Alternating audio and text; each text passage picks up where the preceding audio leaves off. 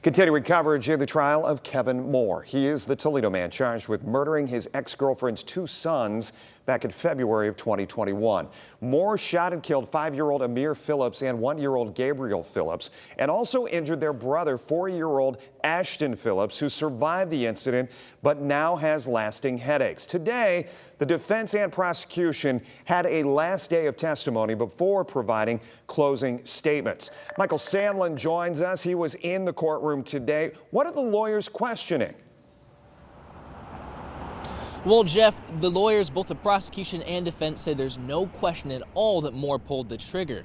But rather, what we're trying to figure out is, was he sane when he did it? Earlier today in court, Jeff, we learned that not only were those 3 boys along with Moore during the time of the shooting, but there was also a 4th child, a girl, who was completely untouched. Now, the defense is trying to get a not guilty by reason of insanity verdict, saying that their entire argument hinges on Moore's severe schizophrenia. But the prosecution spent the last day of testimony attempting to poke holes in that theory, bringing in 2 psychiatrists who had extensively interviewed Moore after the shooting, ruling that in their expert opinions that yes, Moore is severely mentally ill, but he did not know what he was doing when he shot the 3 children. It was my conclusion that he was able to know the wrongfulness of his acts at the time they occurred, and that he did not meet the criteria to be found not guilty by reason of insanity.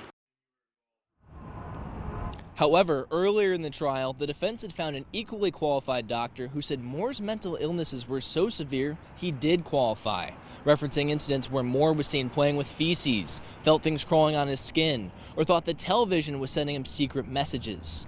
In their closing statements, both sides of the trial emphasized Moore's mental fitness, or lack thereof, asking the judge to determine, based on the expert opinions and mental health records shared in court, if Moore really knew what he was doing when he pulled the trigger on 3 innocent children. The defendant made a horrible decision that he himself admitted that he was never coming back from. He knew what he had done was wrong.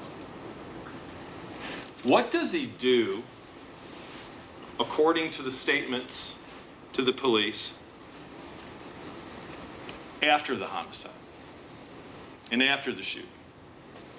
He takes the little girl, where? Out of the apartment? No. He puts on television and watches a cartoon with her. He plays his favorite song.